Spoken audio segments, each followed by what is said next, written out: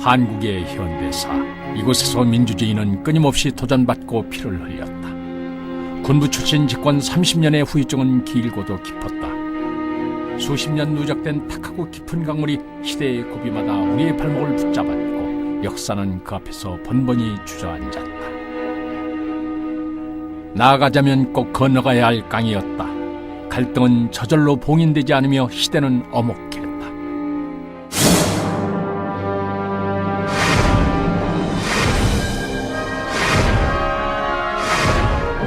참여정부 5년, 우리는 지금 어디에 서 있는가?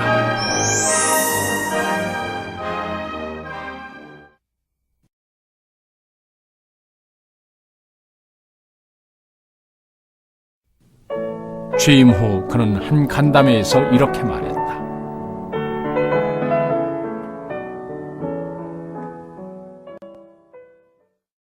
그 의미에 대해서는 본인이 어떻게 생각하는지 모르겠지만 제가 볼 때는 참여정부의 성격을 잘 드러낸 거다. 특히 그 헌정사에서 민주주의 역사에 있어서 참여정부가 소위 그 일로 상경으로 상징되는 구정치의 마지막 종지부를 거기서 봤습니다. 종래 정치권의 수혜를 받지 않은 건 아닌데 그럼에도 불구하고 그때 당시에 젊은 층을 중심으로 한 시민사회의 그냥 광범위한 요구가 수용이 돼서 대통령이 만들어진 측면이 상당히 강합니다. 다시 말해서 일반 시민들의 대통령, 이런 측면이 기존 대통령에 비해서는 상당히 강한 그런 집권자죠.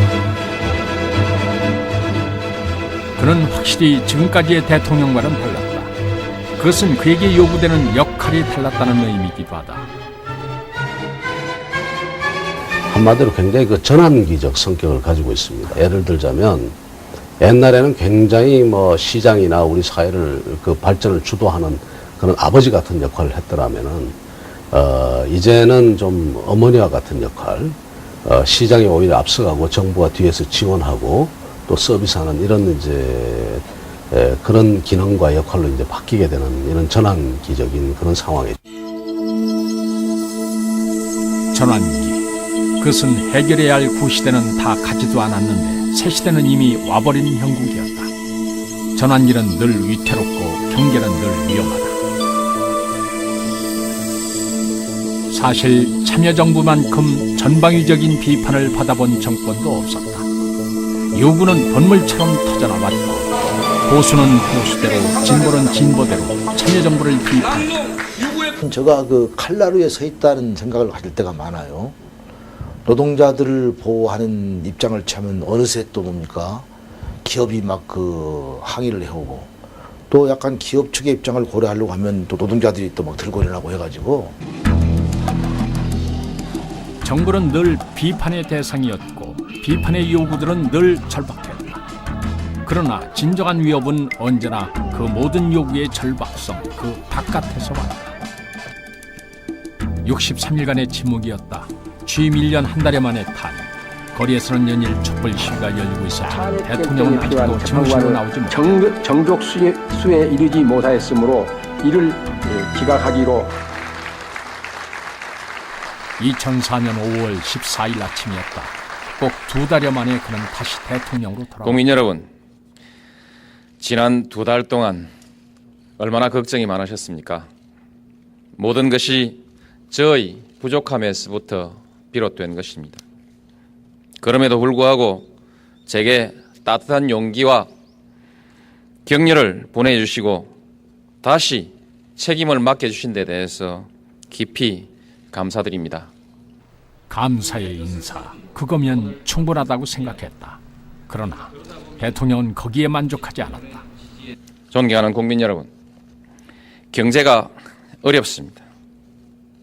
몸이 허약해진 사람에게, 중병에 걸린 사람에게 주사 몇 대로, 영양제 몇 대로 당장 이렇게 세워서 걸어라, 뛰라 이렇게 할 수 있다고 생각지 않습니다. 무리한 정책을 쓰다가 몇 년 뒤에 경제를 더욱 어렵게 만들었던 여러 차례의 경험을 우리는 가지고 있습니다. 다시 이와 같은 어리석음을 범해서는 안 된다고 생각합니다.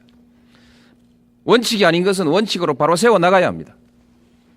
어렵다는 이유로 당장의 발등에 불을 꺼야 한다는 이유로 이와 같은 원칙을 포기하는 일은 없어야 합니다. 그것은 경제 위기론에 대한 정면 부정이었다. 언론은 들끓었다. 당시 한국은 경제 위기론에 사로잡혀 있었다. 너도 나도 위기라고 말했다. 복귀 기자회견은 바로 그 경제 위기론을 정면에서 반박한 것이었다. 특별히 위기 그 징후들은 나타나지 않는데 그런 부분들이 너무 과도해서 우리 경제가 그다지 어렵지 않다. 당시에 아마 제가 기억하기로 주가가 종합주가지수가 아마 900포인트 정도 갔으리라고 생각합니다. 그래서 그 주식시장도 약간은 살아나고 있는 분위기였고. 과연 뭐가 경제 위기냐? 예를 들면 투자가 안 되느냐, 성장이 안 되느냐, 또 인플레나 무슨 디플레 같은 이런 현상이 있느냐. 우리가 어떤 기준을 놓고 보더라도 경제 위기로는 매우 적절치 못한 문제 제기이고 또 매우 과장된. I don't know. It's very surprising to me. Koreans often sense they're in an economic crisis when actually their economy is doing very, very well. I think possibly in this case there was an element of animosity from the conservative press who wanted to create an atmosphere of crisis because they were anti the government. But as you said, the economy has actually done very well under the No administration. The market's done very, very well. 객관적인 지표는 어디에도 없었다. 그렇게 위기라고 말할 정도의 어떤 징후도 없었거나 언론은 경제 위기와 경제 파탄을 기정사실화해 놓고 그것을 반복 보도하면서 여론을 몰아갔다. 한국 언론의 경제 진단은 이미 97년에 치명적인 오판을 남겼다. 그때 그들은 외국의 진단까지 부정해가며 위기가 아니라고 우겼다. 그러나 그 직후 한국은 IMF를 만난다. 국제통화기금의 유동성 조절 자금을 지원해 줄 것을 요청하기로 결정하였습니다. 그로부터 7년여가 흐른 2004년, 언론은 이제 그때와는 정반대로 지금이야말로 진짜 위기라며 정부만 그 위기를 모르고 있다고 다그쳤다. 어렵다는 것과 위기란 것은 차원이 다르다. 위기론이 절정에 달했던 2004년, 한국 경제는 어렵기는 했지만 결코 위기는 아니었다. 운영하는 전반적인 흐름, 전체적인 매크로 경제 지표만 놓고 본다면은 경제가 이렇게 완전히 나빴던 것만은 아닙니다. 그리고 어느 정도 안정화 국면으로 들어갔다고 볼 수가 있는데요. 국내 투자자들이 위기론을 의식해 우량 주식을 내다 파는 사이 외국인들이 그 주식을 거둬들였다. 경제 위기론이 절정에 달하던 2004년 외국인 투자자들이 사들인 국내 주식은 전년에 비해 10배 이상 늘었다. 반면 국내 투자자들의 수익률은 점점 낮아지고 있었다. 2004년부터 2005년, 6년 사이에 외국 투자자들은 우리 주식시장에 많은 투자를 했고 우리 국내 투자자들은 투자를 많이 안 했습니다. 그래서 해마다 5월달이 되면은 또 이런 보도가 나오죠. 우리나라 주식시장에서 외국인들이 이만큼 벌어간다. 국민 배 아프게 만드는데 한글 신문 보는 사람이 누가 투자하고 싶겠냐. 경제가 망한다고 하는데 누가 투자를 하고 누가 소비를 할 수 있겠느냐. 해외 여행자 수와 해외 지출액만 놓고 봐도 당시 경제 상황은 지극히 정상적이었다. 무엇보다 유가와 환율 상승 속에서도 그 수준을 유지한 건 한국 경제가 내성을 가지고 있다는 증거였다. 언론이 경제 위기론의 근거로 제시한 것은 언제나 민생경제였다. 민생경제 지표는 확실히 나빴다. 문제는 이제 실질적으로 국민들이 느끼는 실질 경제 상황이라는 것이죠. 이 부분에 있어서는 오히려 DJ 정부나 또는 IMF 사태가 일어나기 그 이후의 상황에 버금갈 정도로 힘들다. 그것은 당연한 결과였다. 그 모든 뿌리는 IMF에서 시작된다. 민생경제가 나쁠 수밖에 없는 조건이 그때 만들어졌다. IMF와 함께 직장에서 밀려난 이들이 자영업으로 밀려나면서 한국의 자영업자는 공급 과잉이 됐다. 민생지표의 예민한 택시 역시 마찬가지였다. 자영자가 많다는 것은 그만큼 우리 사회의 경기 변화에 민감한 분들이 많고 이 자영자들은 대부분 영세 자영자이기 때문에 전반적인 경기 상승에도 불구하고 우리의 지금 소비 패턴 자체가 대형 고급 시설 위주로 소비 패턴이 일어나는 한 이분들의 그 생계 안정성이 현저히 떨어진다는 겁니다. 이게 첫 번째 이 정부가 겪었던 일종의 운명적 뭐라 그럴까 체감 경기 부진의 원인이고요. 비정규직 문제 역시 IMF를 겪으며 기업들의 학습 효과가 낳은 구조적인 문제였다. 우리 기업들도 외환위기 이후에 그야말로 인위적 구조조정을 한번 당했지 않습니까? 그래서 소위 노사정 협약이라는 걸 거쳐서 소위 정규직 문제가 이제 더 이상 그런 정규직 중심의 그런 고용을 하는 것이 아니고 되도록이면 외주화하고 되도록이면 비정규직을 고용해서 언제든 경기가 나빠질 때 대응하는 소득 분배의 불균형을 나타내는 진위기의 수는 10년이 지난 지금까지도 떨어지질 않고 있다. 필연적으로 양극화는 더 심해지고 확대됐다. 부유층과 서민층, 대기업과 중소기업, 수도권과 지방, 강남과 강북의 격차는 IMF를 기점으로 더욱 벌어지고 있다. 사실 이런 양극화는 비단 우리나라만의 문제가 아니다. 양극화는 금세기 전 세계가 공통적으로 안고 있는 문제였다.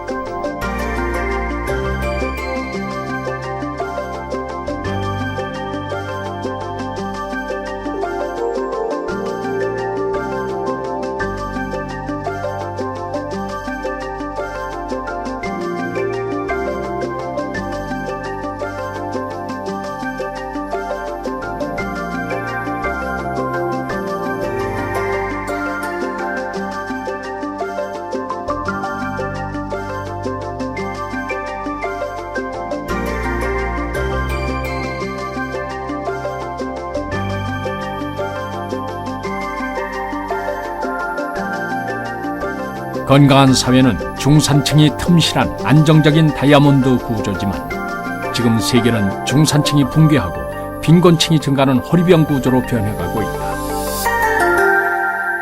이제 테니스 선수들 보면 랭킹 1위하고 뭐 15위하고 실력 차이는 종이 한 장 차이인데 그 소득 격차는 몇십 배의 차이가 벌어지죠. 그런 것처럼 이 경제 생활의 모든 영역에서 이렇게 이제 승자 독식의 경향이 강하게 나타나고 있습니다.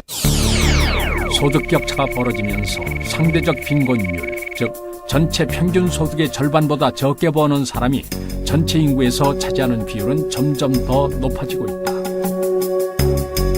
지난 10년간을 돌이켜보면은 절대 빈곤은 상당히 많이 늘었다가 IMF 사태 직후에 많이 늘었다가 또 많이 회복이 됐습니다.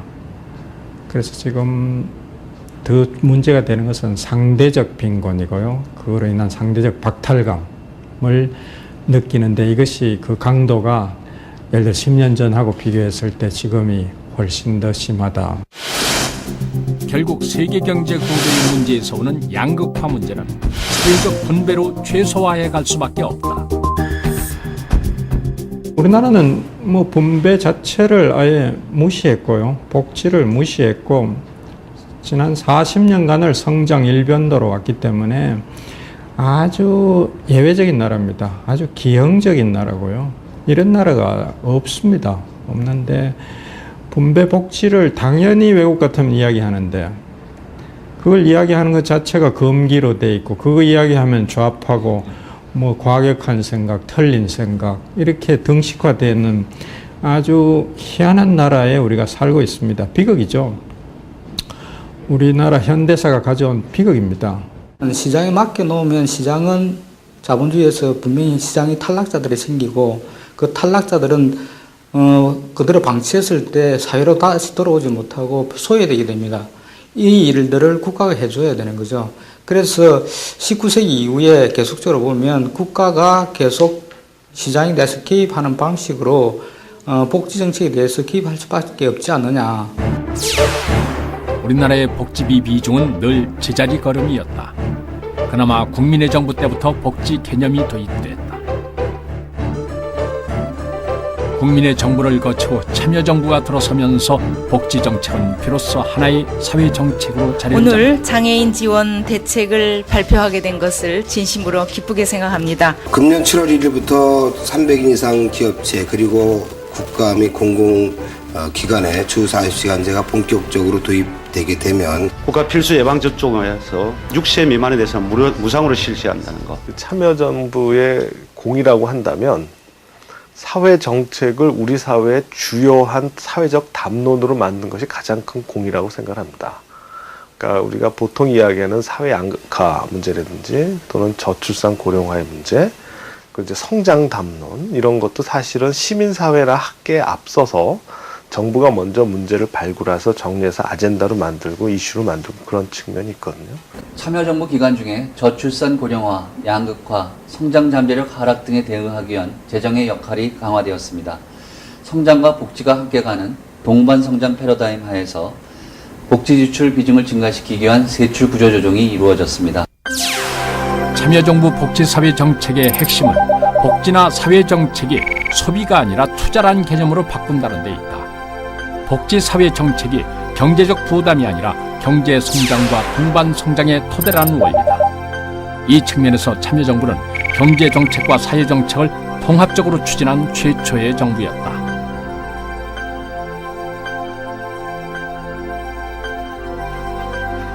이는 인력을 개발해 그 인력을 사회 생산 현장으로 되돌려놓는, 즉 인적 자본을 사회 자본화하는 과정이다.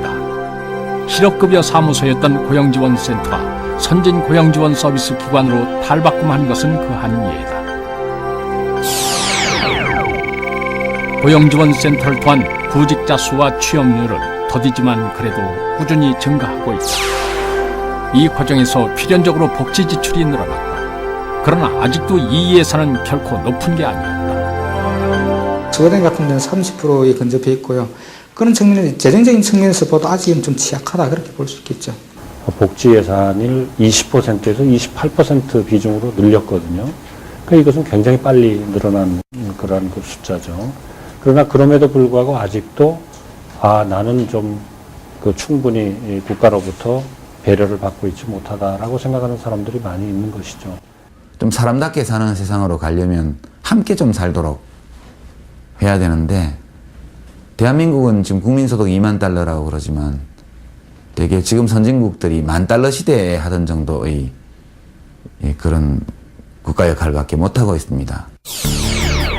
28%의 복지 지출은 OECD국 중 최하위 수준, 멕시코보다도 낮은 수준이다. 그러나 언론은 이 정도의 증가도 못 견뎌야 했다. 양극화의 문제를 해결해보려는 근본적인 논의는 실종됐고 성장이냐 복지냐는 소모전만이 계속됐다. 워낙 바탕 자체가 취약이기 때문에 이 정도 느린 것 갖고는 양극화를 대처하기에 충분하지 못했던 것이죠. 그래서 참여정부가 흔히 비방하는 사람들이 말하기를 성장도 놓치고 뭐 복지도 놓쳤다 이런 식으로 두 마리의 토끼를 잡으려다 다 놓쳤다 그러는데 그게 아니고요. 그나마 그 정도라도 참여정부가 노력했기 때문에 이 정도 상황에 온 것이고, 그것마저 안 하고 다른 보수파들이 주장하듯이 복지를 계속 무시했더라면 지금보다 양극화가 훨씬 더 심해졌을 겁니다. 문제는 재정이다. 참여정부는 재정을 충당해갈 복지 재정 프로그램 비전 2030을 내놓기에 이른다. 국가 비전 2030의 핵심 내용은 2030년까지 이 경제지출이라는 이름으로 기업 지원이라든가 이런 물적 투자 하던 것을 국가재정 대비 20% 수준에서 10% 이하로 내리는 것이 첫 번째 핵심이고, 두 번째 핵심은 그렇게 경제지출을 줄여가지고 만들어진 재원을 다 복지 지출로 돌리는 내용, 그 두 번째 다른 측면. 그러나 이 재정 운영 계획에 대해 언론은 다시 좌파 노선이라며 몰아세웠다. 재원 대책 없는 뭐 좌파 비전이라고 그렇게 했는데, 이거 자체가 재정 운영 계획인데 그 신문 기자들은 눈 감고 사는지, 재정 운영 계획을 내놨는데 재정 대책이 없다 그러니까. 성장은 중요하고 필요한 겁니다. 어느 나라나 다 중시하죠. 참여정부도 마찬가지고요. 그러나 성장만으로 해결되지 않는 문제가 많습니다. 그 양극화가 심해지는 한국과 같은 나라의 경우에는 성장만으로는 빈곤이나 양극화가 해결 안 되기 때문에 성장을 중시하되 동시에 양극화를 해결하는 다른 많은 사회 정책이 필요한 것이고 복지 정책도 필요한 겁니다. 근데 지금 저 보수파의 생각은 성장만 하면은 다른 문제가 다 해결될 것이다 이렇게 생각하는 것 같은데 그게 큰 착각이죠. 비전 2030이 나오자 또 한 번 성장 제1논이 고개를 들었다. 성장과 분배를 분리하는 논리. 성장으로 말하자면 우리나라의 성장률은 평균 4.3%로 OECD 평균 성장률을 웃도는 수준이다.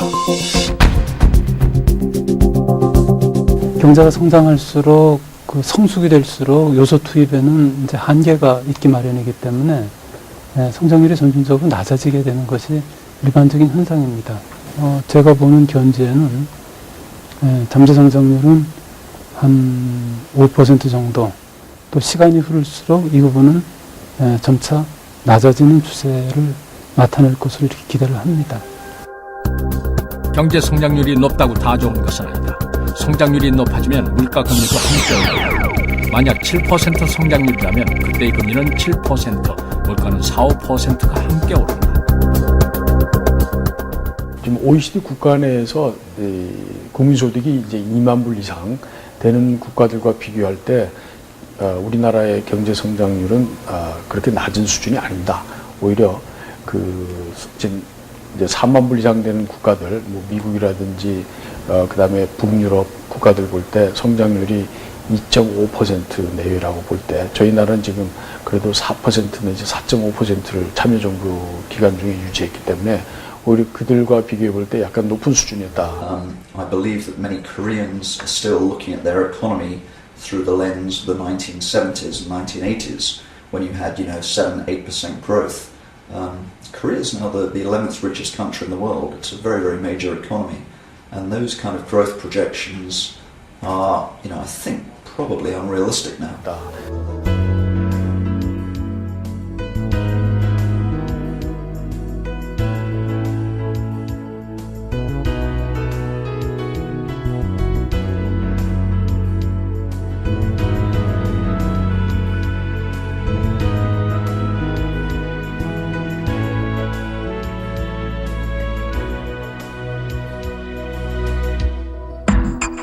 물론 일시적으로 성장률을 높일 수 있는 방법은 있다. 역대 정부가 70년대 이후로 쭉 계속해서 한 것이 경기가 나빠지는 것을 못 참고 곧 경기 부양 정책을 쓰는데 가장 특효약이 뭐냐? 부동산입니다. 부동산에 불을 지르면 금방 살아납니다. 많은 시기에 이 부동산 정책을 통해서 우리가 성장을 하려고 하는 유혹을 뿌리치지 못한 적이 있었죠. 사회에서 돌아다니고 있는 그런 부동산 투기익을 쫓게 되기 때문에 사회의 전체적인 생산성이 대단히 낮아지죠. 그러니까 단기적으로는 성장이 올라가지만 장기적으로는 성장 잠재력을 크게 갉아먹는 그러한 상황이 발생을 하게 됩니다.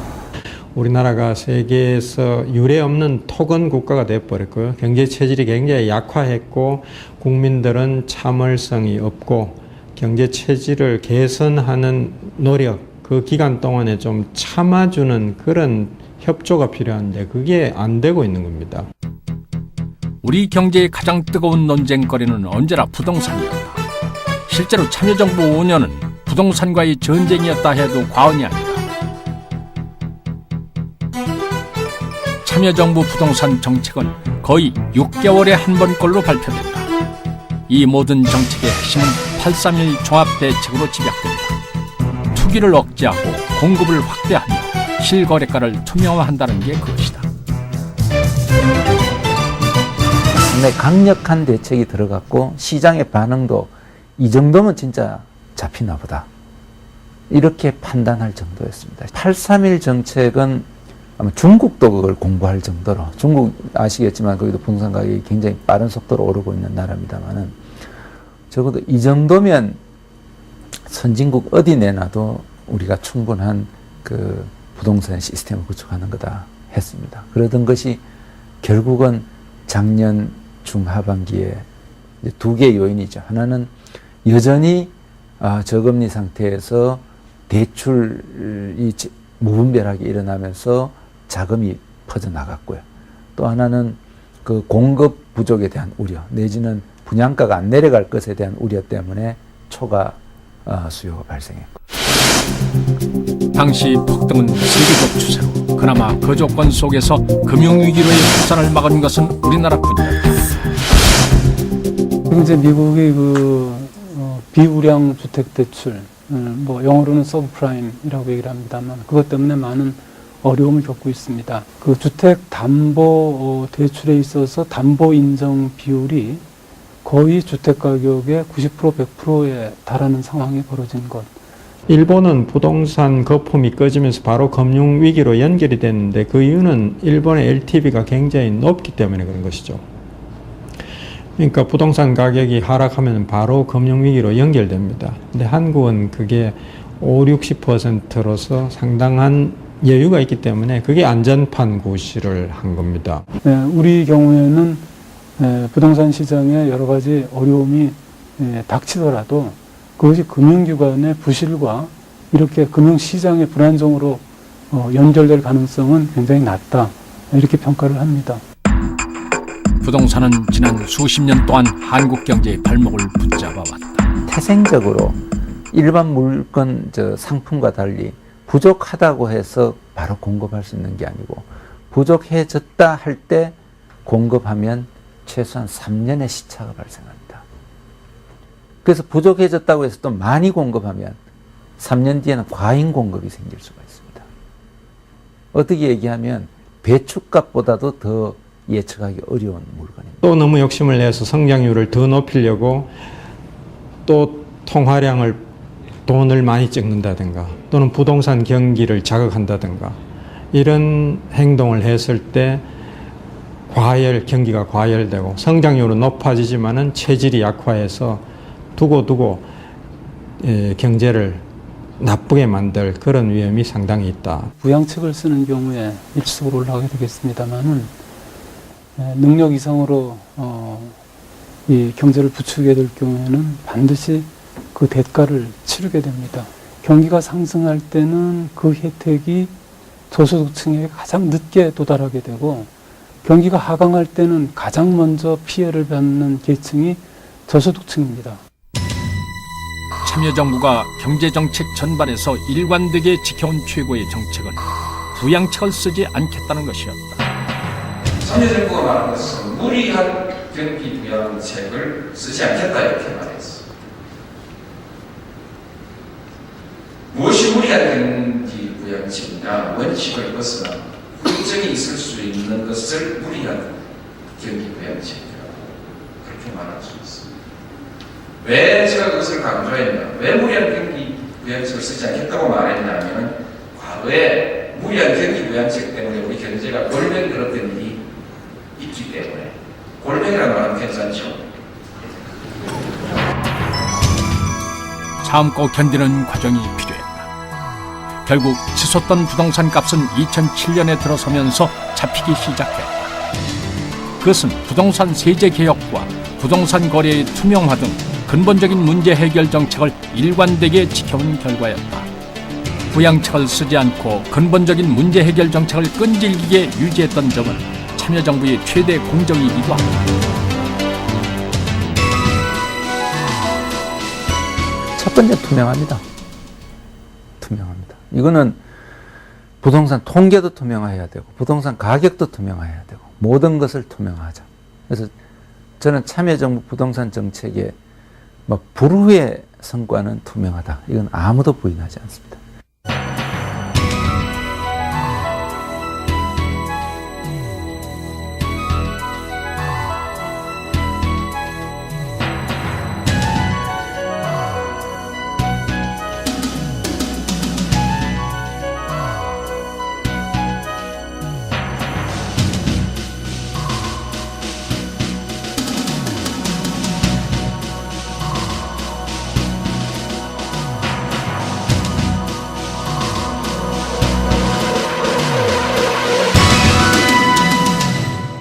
단기적인 성과에 비교적 연연해 하지 않고 장기적인 성과를 높이는 그런 체질 개선을 위해서 주로 노력했다는 점에 확실히 차이가 있고요. 그 점은 저는 자랑해도 좋다고 봅니다. 그러나 보유세는 언론에 의해 정세 정책으로 둔갑했다. 실제 보유세를 내야 할 6억 이상 가격 주택 보유자는 전 국민의 1%인데 마치 모든 국민의 정세 정책으로 호도한 것이다. I think it's a bizarre opinion to hold. I think certainly in some household areas, real estate prices have gone a little bit haywire in certain areas, and there's a feeling of it's not fair. His house price has gone up, mine has stayed low. So that could be a crisis for some people. And certainly taxes have increased. Household taxes have increased. 선진국의 경우에 이 재산세의 비중이 시가 대비 한 1% 정도가 됩니다. 미국이나 유럽의 여러 나라들, 심지어 일본 경우에도 이제 그렇게 되고 있는데, 우리 현재 종부세 부담은 시가 대비 0.7% 아래쪽입니다. 그래서 이런 선진국과의 그 비율을 비교해 보더라도 현재 그 응능 부담 원칙에 따른 종부세가 아니겠는가. 부동산과의 전쟁 중에도 대한민국의 거시경제 지표는 상당히 높다. 이는 우리 경제가 점점 투명하고 공정한 시스템으로 변화하면서 체제를 강화시킨 결과다. 외국의 평가 역시 우리가 당황할 정도로 한국의 경제 전망을 밝게 보고 있다.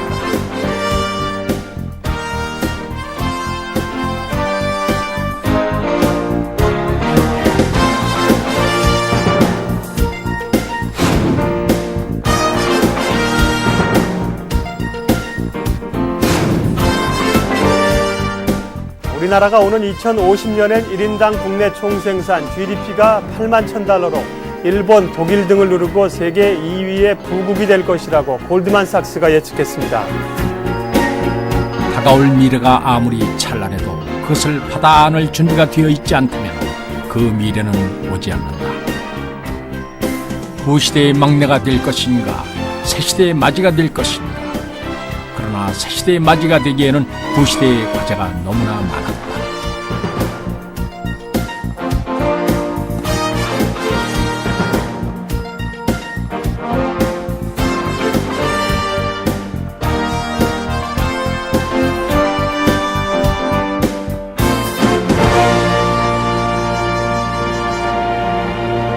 참여정부 대통령은 설거지 대통령입니다. 20년, 30년군 묵은 과제들을 다 해결을 했습니다. 행정수도는 30년 묵은 과제이고 용산기지 이전 전시 작전 작통권 그리고 국방개혁 일성정부 20년 묵은 과제이며 방패장구지 선정 장항공단은 18년 묵은 과제이고 사법개혁은 10년 이상 끌던 과제이고 항만노무 공급체계는 세계 어느 정부도 맨입에 해결하지 못했던 수백 년, 100년이 넘는 꼴통 과제인데 그것을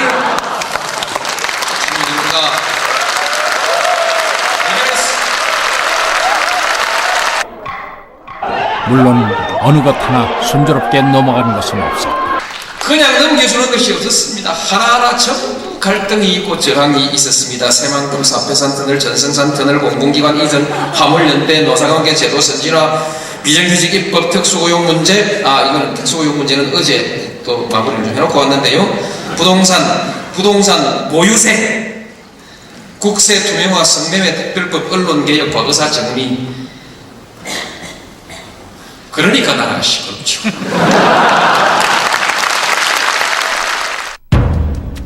참여정부는 어느 정부도 손대지 못한 채 수십 년씩 묵혀둔 과제들을 모두 끄집어내 해결하고 넘어가자고 내놓았다. 그러니까 나라가 시끄럽죠. 전 거셌다. 각 집단의 이해관계가 앞섰고 단 한 가지도 제대로 넘어가는 것이 없었다. 참여정부의 정책에 대해서는 여러 가지를 지금 발목을 잡았었기 때문에 한두 가지가 아닌데, 우선 행정수도 이전하는 문제에 대해서 위헌 결정이 날 정도로 한나라당이 강하게 발목을 잡았지 않습니까? 이미 그거는 16대 국회에서 특별법까지 여야 합의로 만들었던 걸 17대에 와서 다시 말하자면 발목을 잡은 거 아닙니까? 이러면서 아주 굉장한 그 위기에 처해 있었죠. 토지 매수가 늦어지면은 가격이 더 올라가가지고 결국 국민적 부담이 더 커지게 되는 거죠. 이런 그 국가적인 낭비를 초래하는 거기 때문에 아주 곤란한 그런 일이고. 그렇다고 해서 사실 참여정부가 하려고 했던 것 중 하지 못한 것은 하나도 없다. 참으로 알 수 없는 것은 이 모든 것이 과거 막강한 권력을 가지고 있던 권위주의 정권에서도 해결하지 못했던 문제들이란 것이다. 이런 과제들이 왜 오랫동안 장기화되느냐 하는 건 여러 가지 이유가 있습니다. 첫 번째는 각각의 과제가 가지고 있는 문제의 복잡성, 또 아주 이 치열한 어떤 갈등 구조, 그 다음에 이런 틀 속에서 그 과거 정부와 정치권들이 책임을 지지 않으려고 하는 그런 그 성향 때문에 대개 다음 정부로 다 지연되는 것이거든요. 참여정부도 그냥 그저 막 시끄럽지 않기를 바라고, 또 당장의 어떤 국민들의 지지 이런 쪽만 중시했다면 무슨 다음 정부로 미뤄버려도 아무도 나무라지 않을 수 있었는데, 참여정부는 시비를 무릅쓰고, 그 다음에 또 눈앞의 지지의 어떤 흔들림을 무릅쓰고 필요한 일들을 다 해나간 것이죠. 뭐 이것이 무슨 그 약한 정부였습니까? 저는 이 참여정부가 오히려 그 대단히 강한 어떤 추진력이랄까, 정책의 수행 능력 또 집행 능력이 있었다고.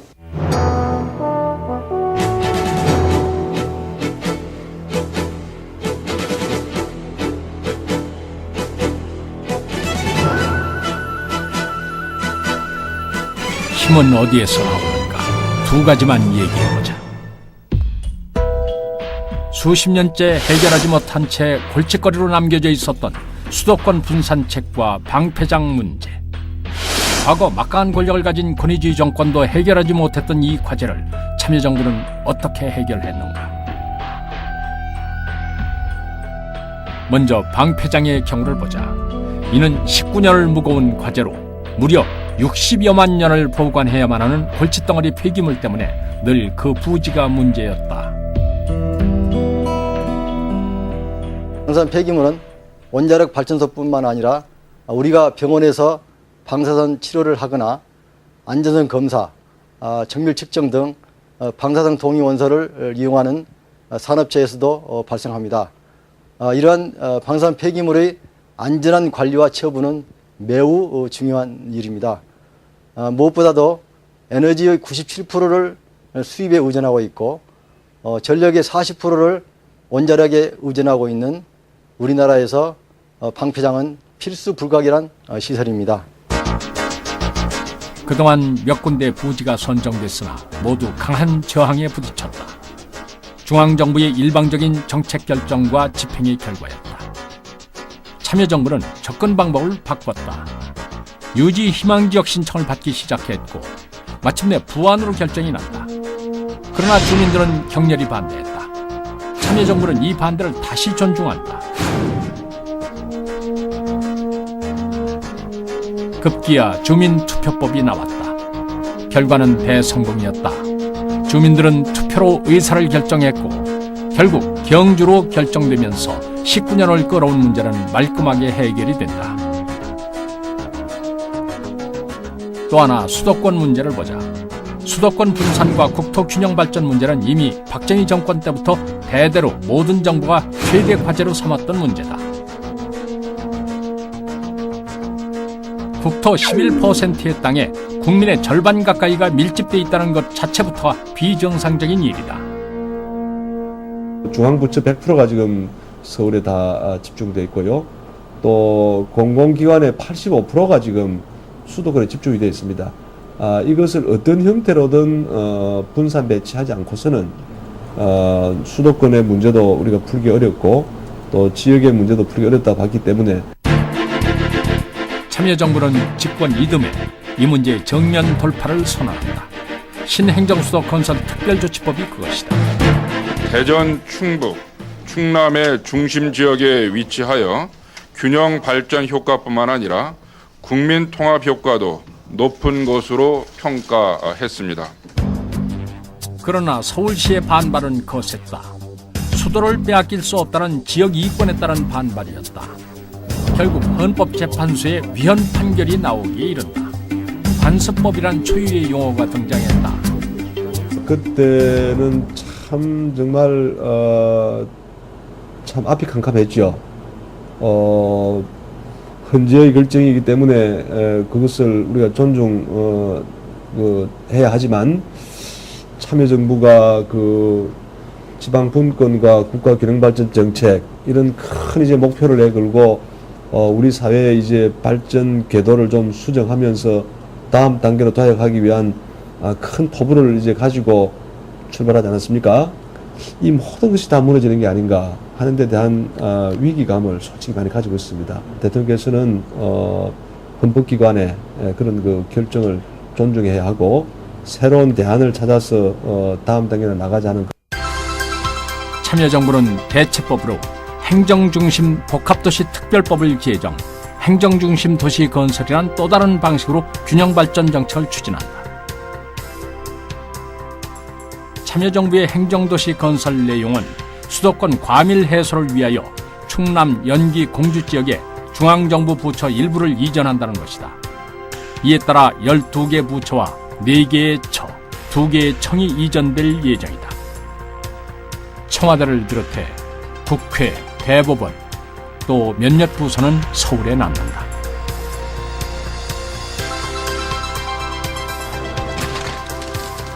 현재 행정수도는 착공식을 마치고 오는 2012년부터 이전을 시작할 예정입니다. 동시에 10개 시도에 혁신도시를 지정, 수도권에 집중되어 있는 공공기관을 분산 배치하게 된다. 또한 무안, 원주 등 6개 기업도시를 선정하여 2007년 태안을 시발로 순차적으로 착공할 계획입니다. 행정수도 이전은 못했지만 수도권 분산 정책 자체는 다양한 방식으로 실천된 셈이다.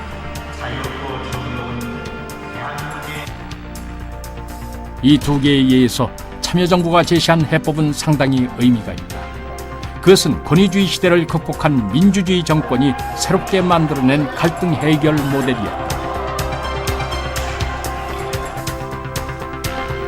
참여정부가 제시한 첫 번째 모델은 철저히 민주주의 절차에 맡긴다는 것이었다. 대화와 타협, 경쟁과 승복의 전 과정을 투명하게 열어놓아 돌파구를 찾는 방식이었다. 몇 가지 원칙을 정했던 거예요. 그 중에서 제일 중요한 것이 결국 그 주민투표에 의해 가지고 공식적으로 처리를 하는 것이 제일 확실하고 몇 군데 경쟁을 붙이는 게 좋겠다. 그래서 경쟁을 붙이려면은 그만큼 반대급부를 제시를 해야 되는 거죠. 그렇게 정책을 이제 방향을 전환시킨 겁니다. 그러니까 정부가 일방적으로 결정해서 밀고 들어가는 것이 아니고 이 입찰을 붙이듯이 이런 조건을 줄 테니까 이걸 원하는 지방자치체에서는 신청을 해라. 그러니까 정부가 하향식으로 미는 게 아니고 상향식으로 주민들이 이 경쟁에 참여하도록 하는 그런 방식으로 전환한 것이 아주 중요한. 그러니까 어떤 접근 방식을 취하느냐는 게 매우 중요한데 지금 말씀드린 대로 대화와 타협을 통해서 또 해당 집단의 의사를 정확하게 물어서 민주적 방식으로 이렇게 해결했기 때문에 그 성과가 매우 큰. 두 번째 모델은 해야 한다는 당위성과 명분을 끝까지 포기하지 않는 원칙의 고수였다. 법을 바꾸고 설득하며 결국 국토균형 발전안 통과되기에 이른다. 큰 방향 전환이 이루어졌다고 생각합니다. 그동안 이제 우리가 수도권 중심으로 이렇게 그 발전해 왔는데 지역에도 새로운 발전의 기회를 만들자. 수도권은 또 새롭게 그 도약하는 기회를 만들자. 이렇게 이제 정책을 했고, 말하자면 지금까지는 발전의 거점이 수도권하고 영남의 일부였다면 발전 거점을 4개, 5개, 6개 좀 더 만들자는 것이거든요.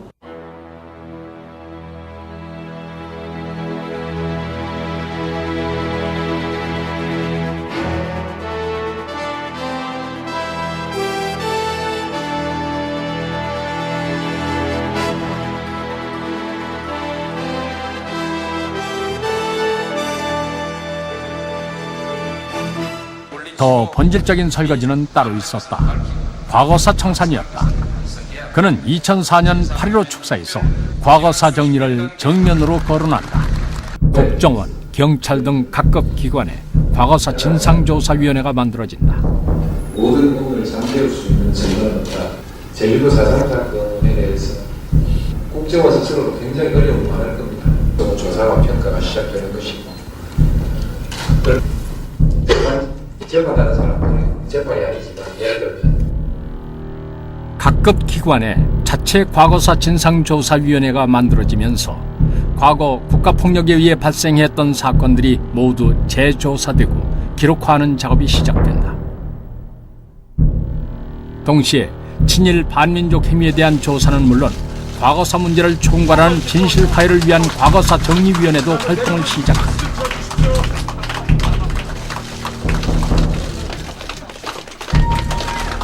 국가정보원 과거사 진실규명발전위원회는 조금 전인 오후 1시 지난 70년대 일어난 인혁당, 민청학년 사건에 대해 정권의 의도에 따라 중앙정보부에 의해 조작된 것으로 조사됐다며 이같이 발표했습니다. 그래서 한국 현대사를 우리가 흔히 봉인된 역사 이렇게 얘기합니다. 진실이 밝혀지지 않고 왜곡된 역사가 지배하는 그런 역사였다고 하는데요. 참여정부의 과거사 정리 작업이라고 하는 건 이 굴절되고 왜곡된 역사를 정상화시켜서 과거와 현재와 그리고 미래가 이제 하나로 연결될 수 있는, 즉 미래로 나아가는 제대로 된 길을 열기 위한 작업. 과거사라는 것은 아주 연속적인 인권 침해 상황입니다. 그것이 시정되지 않을 될 때까지요. 그래서 어쨌든 피해자의 어떤 권리 회복, 정의의 관점에서도 과거 청산이 필요하고, 또 하나는 이제 그런 국가 폭력을 야기했던 사회의 어떤 제도적, 법적인 그런 기반들이 별로 그렇게 치유되지 않았다라는 거죠. 그래서 과거 청산 작업이 단지 과거에 있었던 옛날 사건을 들추어내는 것에 그치지 않고 현재형 그리고 미래형의 어떤 제도 개혁 운동이라고 생각을 합니다.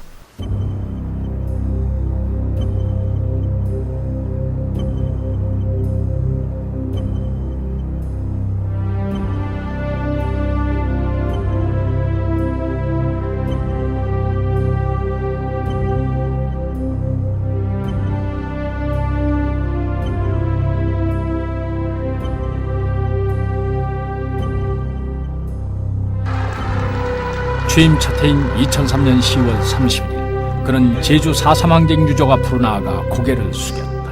유족과 제주도민 여러분에게 진심으로 사과와 위로의 말씀을 드립니다. 그것은 최초로 국가가 국가폭력에 대해 공식적으로 인정하는 일이었으며 그는 국가의 부끄러운 진실을 인정하고 국민 앞에 머리를 숙인 최초의 대통령이 됐다. 그것은 우리 시대가 상처와 반목으로 얼룩진 한 시대와 치르는 이별 시기였다. 그는 그렇게 여전히 우리의 발목을 붙잡고 있던 한 시대와 이별을 고했다. 언젠가 그는 새 시대의 맞이가 되고 싶었으나 구시대의 막내가 될지도 모르겠다고 했다. 그러나 한 시대가 마감되지 않으면 새 시대는 오지 않는 법. 새 시대는 이미 그 순간에 시작되고 있었다.